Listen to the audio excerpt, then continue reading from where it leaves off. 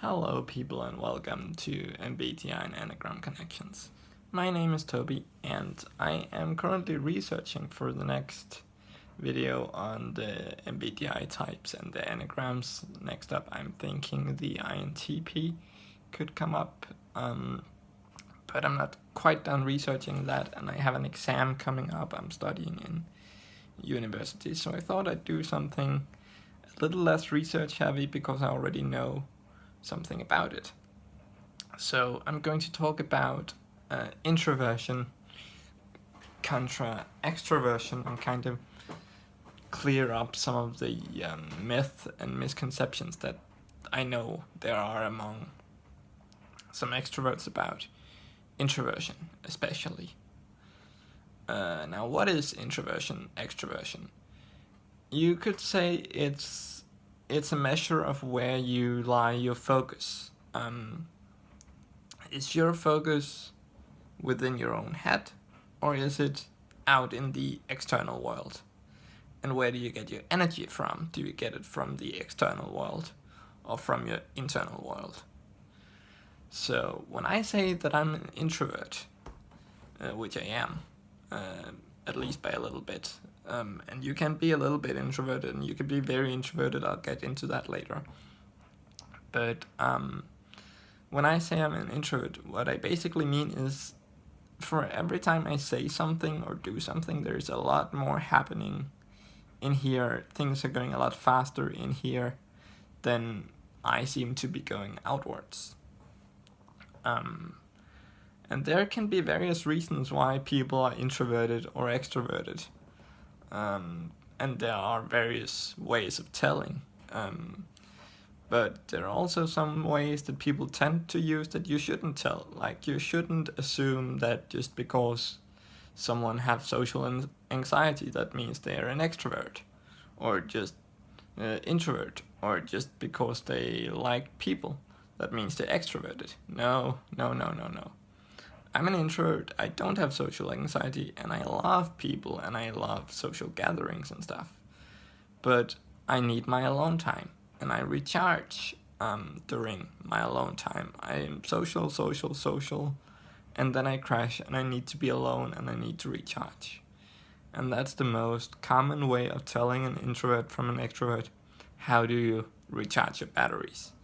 At least that's the most common way of typing yourself. It can be a little bit difficult to do with other people in that way. But you can also look at why are they that way, because there can be reasons why you're an introvert or an extrovert, and there can be good reasons and there can be bad reasons. But being an introvert or an extrovert is not in itself a good or a bad thing. That's a very important point that I want to make for those of you who might think, oh, I wish I was more extroverted, I wish I was more outwards.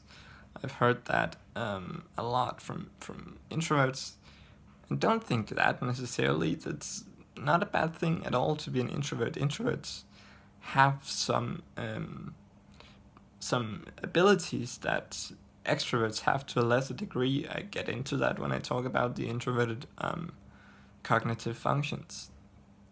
So I have talked a lot about introverted intuition, for example, and that's some of the awesome things that introverts can do. Introverts are as good as extroverts, and extroverts, of course, are as good as introverts.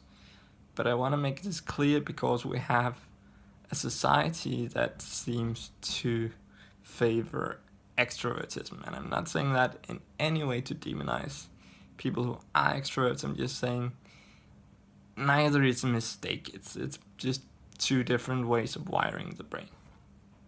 Okay. So if we get into reasons why you could be an introvert or an extrovert, maybe you are an introvert because you are an empath. Empaths feel a lot of what other people are feeling, and that's awesome. That's a good thing to be an empath. But it can be exhausting. And it can make socializing very exhausting because you're constantly having compassion with all of these people. But it's still a good thing. But yeah, that might turn you introverted. Some would typically being a emotional sponge, which is a bad thing. It's kind of looks like empathy, but it's not the same thing. Empathy is where you sympathize with how the person are feeling and want them to feel better. Being an emotional sponge is where you literally feel what the other person are feeling, sometimes even to a greater degree than what they do. So if someone is mad, even if they're not mad at you, you'll get mad and you'll get madder than they are. If someone is sad, you'll get sad, and so on. And that can definitely also make socializing very, very exhausting, and thus tend to turn people to the introverted side. Whereas you can be extroverted for various reasons too, and there can be good and there can be bad reasons. You could be just extroverted because you're very adventurous and because you like the stimulation of the external world. Extroverts tend to crave a lot more external stimulation than introverts, and that can be awesome. It's awesome to be adventurous. It's awesome to want to experience and explore. But there can also be, of course, bad reasons why people turn extroverted, which could be things like being uncomfortable in your own company. If you are prone to overthinking or to being hard on yourself, it can be very uncomfortable being alone with yourself, and that might sort of force people into being extroverted, which isn't optimal by any stretch of the imagination. So, to recap, introversion or extroversion have nothing to do with how much you like people. It have to do with how much you like and how much you can take stimulation. It have to do with how much external stimulation do I need to feel satisfied, and how much can I take before I feel overloaded. It's not something that just pops into your brain. It's something that you can be for various reasons, and you can change. It's very common for people who are extroverts when they're young to turn more introverted as they grow older. I have become a lot more extroverted since I was a teenager. Oh my god, I was extremely introverted. Now I'm slightly introverted. Still introverted though, because it is on a spectrum. What I love about the MBTI is if you take that test, it will actually give you a percentage of how much introverted, extroverted you are. And I'm not saying it's perfect or it's right or anything, but it gives a great picture of it being on a scale, which is, it definitely is. And again, it's not something that just pops into your brain. It's something that you are for a reason, and that reason can be good or bad. But being introverted or extroverted in and of itself is not good or bad.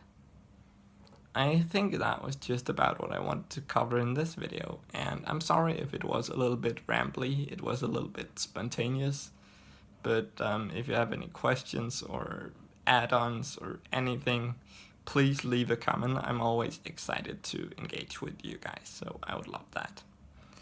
And remember, be yourself, everybody else is taken.